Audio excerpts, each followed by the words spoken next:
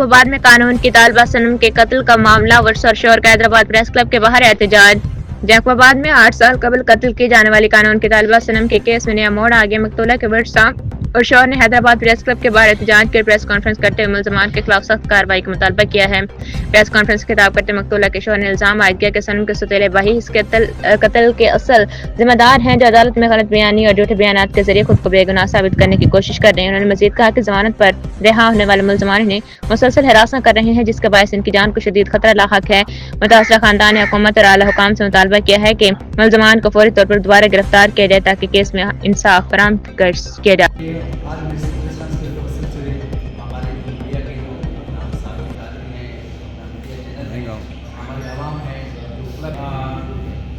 Advocate सनम शेख,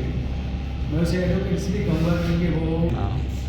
मेरे आज इस प्रेस कॉन्फ्रेंस का मकसद इसलिए है कि मैं उसकी जो सौतेले भाई की तरफ से उसके मतलब कुछ हक़ाइक़ से प्रेस कॉन्फ्रेंस बताना चाहता हूँ इस मीडिया के तवज्जुह से। जैसा कि मेरा ब्रदर वीर शहीद वीर वकार अली खान उमरानी, उसको अपना 13 अगस्त 2025 को शहीद किया गया था और उसके बाद जो शफ़क़त अली उनके ऊपर जो कि बलूचिस्तान में जैकोबाद में हज़ारों एकड़ के हिसाब से और जिसके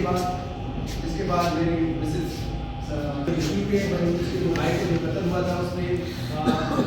जहाँ सनम ने केस यूरोपियन करने के लिए एप्लीकेशन दी थी अपना बलूचिस्तान में, जहाँ पर उनका मर्डर हुआ था। अपना जाफराबाद जी सोबतपुर और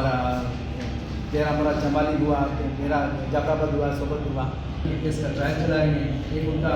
ब्रदर है मनोहर अली, वो अकेले